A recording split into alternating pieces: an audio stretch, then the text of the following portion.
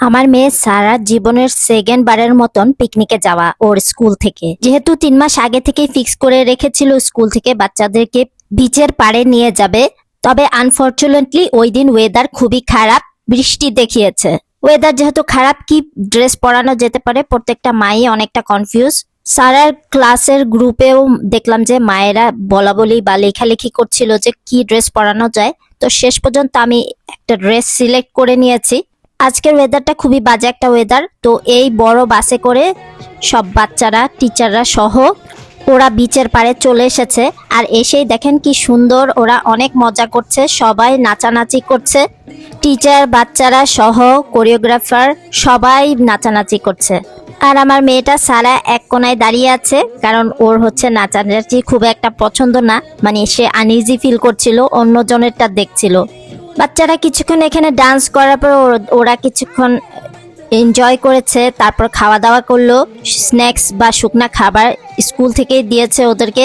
Dance করার পরে খাওয়া দাওয়া শেষ করে ওরা বিচের পাড়ে গিয়েছিল, যদিও পানিতে নামায়নি, কারণ এতগুলো বাচ্চা আসলে টিচারদের পক্ষে সম্ভব না সবাইকে কন্ট্রোল করা।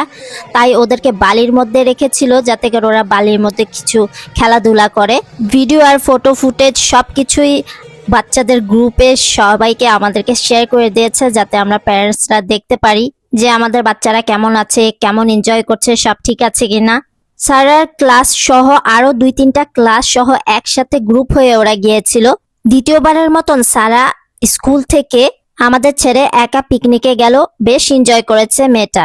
ওয়েদারটা আসলে একটু খারাপ ছিল, দেখা গেছে কতক্ষণ পরপরই বৃষ্টি হচ্ছিল, তবে গরম কিন্তু সেরকমই আছে, এত বেশি ঠান্ডা নাই। তাই বাচ্চারা ওইভাবে জ্যাকেট বা সোয়েটার কেউই পরেনি, সবাই নর্মাল জামা কাপড় পরেছে। তবে ওয়েদারটা ভালো থাকলে আরো বেশি এনজয় করতে পারতো। তবে আলহামদুলিল্লাহ প্রত্যেকটা বাচ্চাদের ফেস দেখেই বোঝা যাচ্ছে ওরা অনেক এনজয় করেছে। আর এই ধরনের পিকনিক স্কুল থেকে যখন নিয়ে যায়, আমাদের প্যারেন্টসদেরকে 36 ইউরোর মতো পে করতে হয় শুধুমাত্র বাসে সিট ভাড়াটা। সো ভিউয়ার্স, দেখেন প্রত্যেকটা বাচ্চা কি এনজয় করছে, প্রত্যেকটা বাচ্চা লাফালাফি করছে এই কাপড়টা ধরে। ওয়েদার খারাপ হওয়ার কারণে আমিও সাহিরকে স্কুলে আর পাঠাইনি আজকে, তাই ওকে নিয়ে সকাল 11:30টার দিকে পার্কে বের হয়েছিলাম। প্রায় 2 ঘন্টার মতন ওকে নিয়ে পার্কে বেরিয়েছি। বাসার কাছে গির্জার পার্কে কিছুক্ষণ খেলাধুলার পর এখন মৃত্যুর কাছে চলে এসেছি পিয়াসাতে। তো এখানে ও কিছুক্ষণ খুললো। আর দেখেন গাছের পাতাগুলা বা ফুলগুলা কি সুন্দর লাগছে, নিচেও ঝরে আছে ফুলগুলো। সাহিরের যেন বোর না লাগে বাসায়, যার কারণে ওকে নিয়ে পার্কে ঘুরতে আসা। যদিও ওয়েদারটা খুব একটা ভালো ছিল না। তো যাই হোক, 4টা বাজে সারা চলে এসেছে স্কুল থেকে। অর্ধেকটা রাস্তা ওর পাপা নামিয়ে দেওয়ার পরে আমি ওকে আবারও নিয়ে যাচ্ছি বাসায়। সারাদিন পিকনিকে লাফালাফি, খেলাধুলা এনজয় করে একদম টায়ার্ড হয়ে গেছে মেয়েটা। তো ওকে জিজ্ঞেস করছিলাম কেমন গেল তোমার দিন, কেমন এনজয় করলা, কার সাথে খেলাধুলা করলা, এই টুকিটাকি কথা জিজ্ঞেস করতে করতে আমরা মা মেয়ে বাসায় চলে আসলাম। বাসা থেকে খুব বেশি খাবার দেয়নি, শুকনা একনা কেক টাইপের দিয়ে দিয়েছে স্ন্যাক্স, আর স্কুল থেকেই তারা দিয়েছে জুস বা স্ন্যাক্স টাইপের খাবারগুলো বাচ্চাদেরকে।